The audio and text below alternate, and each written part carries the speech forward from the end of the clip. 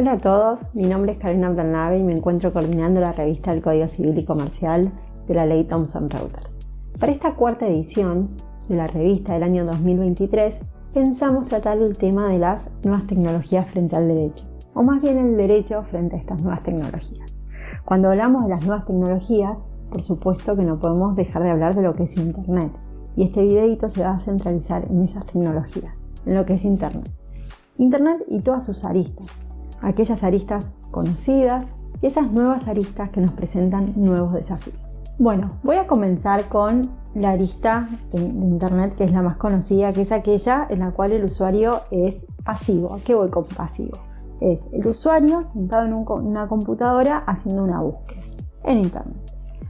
Para eso ya la jurisprudencia se ha expedido en varios fallos sobre qué ocurre frente a un daño, sea a la persona del usuario, sea a un tercero que aparece algún resultado de la búsqueda que no es el deseado.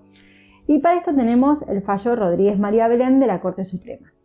Obviamente no voy a ahondar en este fallo porque es un fallo muy conocido que ya lleva bastante tiempo, es del año 2014, pero sí me interesa dejar asentado cuáles fueron los lineamientos que dieron la Corte sobre los cuales se va a poder trabajar en las siguientes aristas de Internet.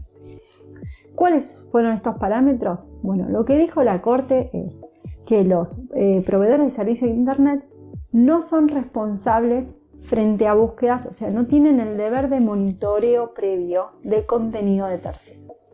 Esto significa que si un tercero sube un contenido y ese contenido es denigrante, difamatorio, ocasiona alguna ilicitud, en principio los buscadores no serían responsables porque no tienen un deber de monitoreo. Pero ¿cuándo son responsables? Son responsables ante el conocimiento efectivo de esa ilicitud. Entonces, lo importante de esto es determinar que la Corte sentó muy claramente el lineamiento de que en lo que son los buscadores, en lo que son estos proveedores de servicios de Internet, la responsabilidad es subjetiva. ¿Qué significa que sea subjetiva? Que no va a haber responsabilidad sin culpa o dolo del buscador. Bueno, Internet sigue avanzando. ¿Y cómo sigue avanzando? Y llegan las plataformas, estos intermediarios de Internet. ¿Quiénes son estos intermediarios? Son intermediarios que lo que hacen es lograr que el usuario deje su actitud pasiva, esto es, simple búsqueda en Internet pasiva en el cual se le arroja un resultado, a que interactúen, que ofrezcan contenido en Internet. ¿Cómo se hace esto? Y lo más conocido son las plataformas de e-commerce, que son aquellas plataformas que unen a un usuario con distintos proveedores de bienes o servicios. Y tenemos también las plataformas que son las redes sociales, en los cuales los usuarios interactúan con otros usuarios o en los cuales los usuarios suben contenido, ya sea fotos, videos, comentarios. ¿Qué ocurre frente a estos daños que se ocasionan? Ya sea que un contenido subido por un usuario sea difamatorio nuevamente, ocasiona un daño. ¿Qué ocurre con los propios daños que puedan generarse dentro de esas plataformas? En cuanto a la jurisprudencia, si bien por supuesto, y ahora vamos a ver, hay algunos parámetros que se van dando más claros, está un poco más difuminada. ¿Por qué? Porque los reclamos que llegan se encuadran en lo que es defensa del consumidor.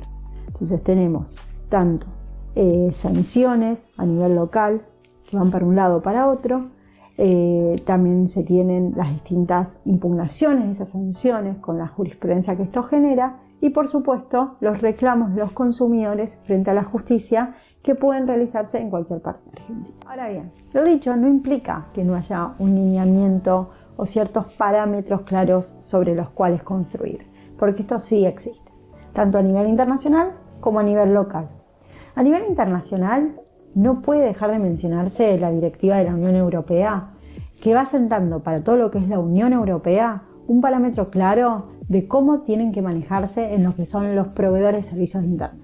Y para esto, lo que dice, siguiendo muchísimo a lo que es el fallo de Rodríguez María Belén, no digo que lo hayan seguido, sino que se dice que lo mismo que en el fallo Rodríguez María Belén, es que el alojamiento de datos en sí mismos no genera responsabilidad salvo que haya un conocimiento efectivo de la ilicitud y no se haya obrado con prontitud.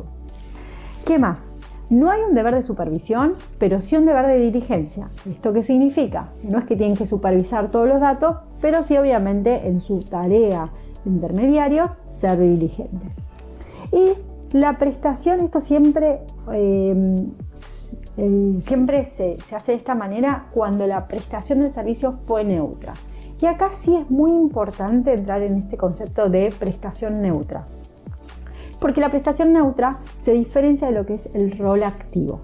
¿Esto qué significa? Y esto sí fue algo que está desarrollándose mucho en la jurisprudencia argentina, que es el rol activo de la plataforma. Rol activo es cuanto más injerencia tenga, más responsabilidad. Cuanto más conocimiento tenga, más responsabilidad. Cuanto más participe del contenido, más responsabilidad. Con lo cual nos damos cuenta que tanto en lo que es la Unión Europea como en lo que ahora vamos a ver en la jurisprudencia argentina, con este rol activo, lo que nos indican es que estamos en una responsabilidad de tinte subjetivo. ¿Por qué? Porque si cuanto más conocimiento, más injerencia, más participación, más responsabilidad, estamos hablando de una responsabilidad con culpa o dolo.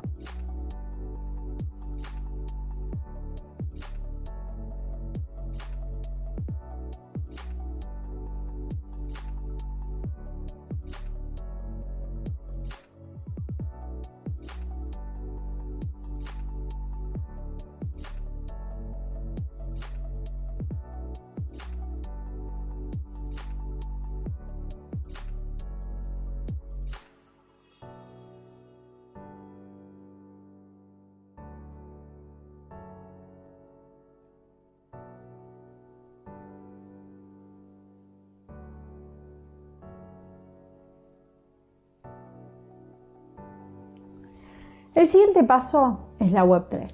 Aquí vamos con la Web 3. Vimos una primera instancia de Internet en el cual el usuario era pasivo. Dijimos que realizaba búsquedas y se llenaba información, pero no hacía más que eso. Eso es lo que luego se denominó la Web 1.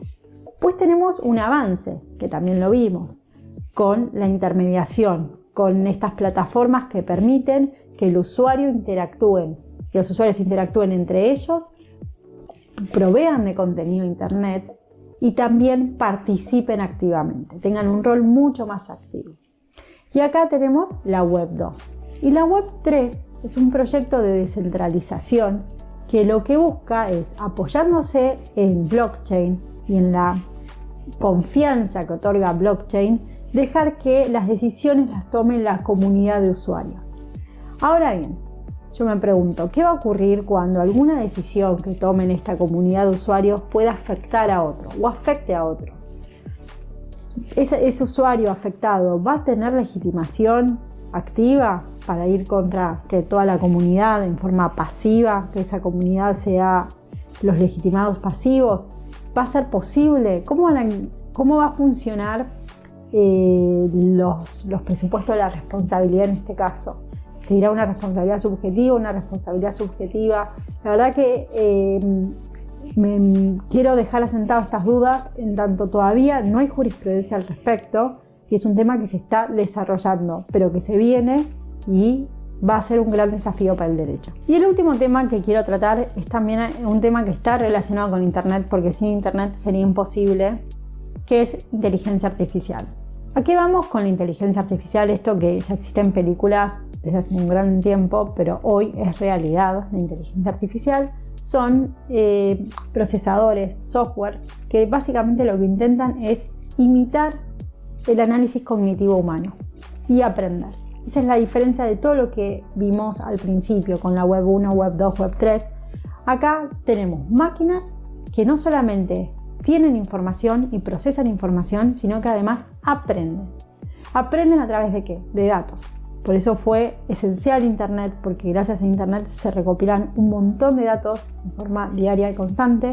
Y con esos datos es que la inteligencia artificial puede ir procesando información y aprendiendo. ¿De qué hablamos cuando hablamos de inteligencia artificial? Porque también uno a veces, con las películas viejas, uno piensa inteligencia artificial es una máquina, un robot que me está hablando. Y no, es mucho más inteligencia artificial.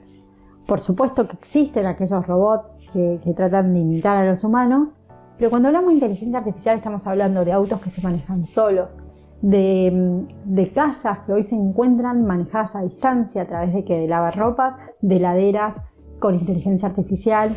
Y para ver cuáles son las complejidades, las problemáticas que se nos van a presentar y que se nos están presentando, yo le pregunté a ChatGPT y a Bard qué era lo que ellos entendían por estas complejidades o cuáles eran los desafíos del derecho, y me contestaron de una manera muy completa y muy similar a ambas herramientas. ¿Qué me dijeron? Lo primero que resaltaron fue el tema de la propiedad intelectual y derechos de autor. Es decir, ¿de quién es esa obra creada por inteligencia artificial? ¿Puede considerarse a la inteligencia artificial como sujeto de derechos al punto de asignarle la autoría de una obra? Hoy en el derecho entendemos que no, pero bueno, hay que ver si esto se desarrolla. Pero más allá de eso, también pueden generar otras complejidades. Las complejidades que puede generar es, como yo les dije, la inteligencia artificial crea a través de contenido que tienen, de datos o recopilados de distintas fuentes. Si uno le pide determinada cosa y se asemeja muchísimo a la fuente de esa creación, puede venir el autor de esa fuente e indicar que hubo o plagio o que en realidad la obra es de él porque es su obra. Para esto, más allá de determinar si va a poder existir o no legitimación activa de este sujeto, también determinar quién es el responsable pasivo.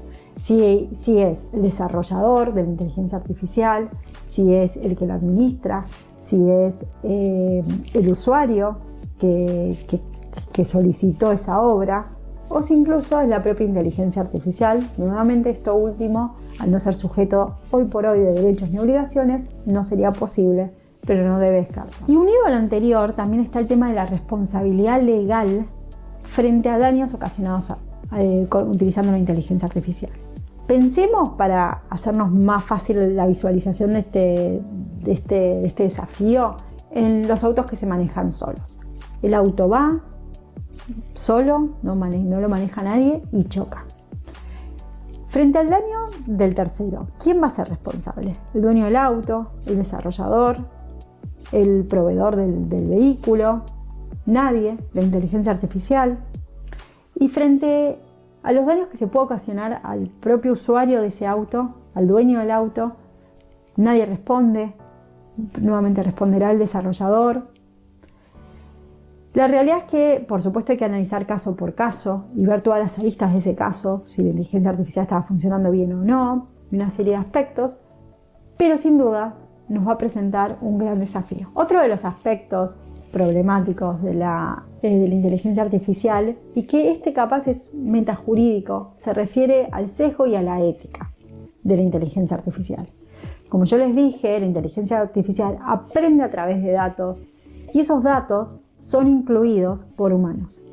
La inteligencia artificial está creada por humanos y más allá de que después se vaya puliendo y vaya desarrollándose, la realidad es que los empresarios tienen que tener cuidado al momento de crear esta inteligencia artificial a fin de evitar estos sesgos y que tenga una ética acorde a la sociedad. Y por supuesto que hay muchísimas aristas a desarrollar en relación a la inteligencia artificial, pero quiero terminar este video hablando de datos personales. La inteligencia artificial se basa esencialmente en datos personales y entonces también otro de los desafíos que presenta es cómo utilizar, cómo almacenar, cómo tratar estos datos en forma legal y hacerlos conforme a la normativa aplicable. Y es otro de los desafíos que se van a presentar y que se le presentan diariamente a los desarrolladores. Bueno, por supuesto que la extensión del video no me permite hablar ni profundizar demasiado en todos los temas, pero quería dejar asentado cuáles son hoy lo que serían las nuevas tecnologías y cuáles son los desafíos que se nos presentan para los abogados.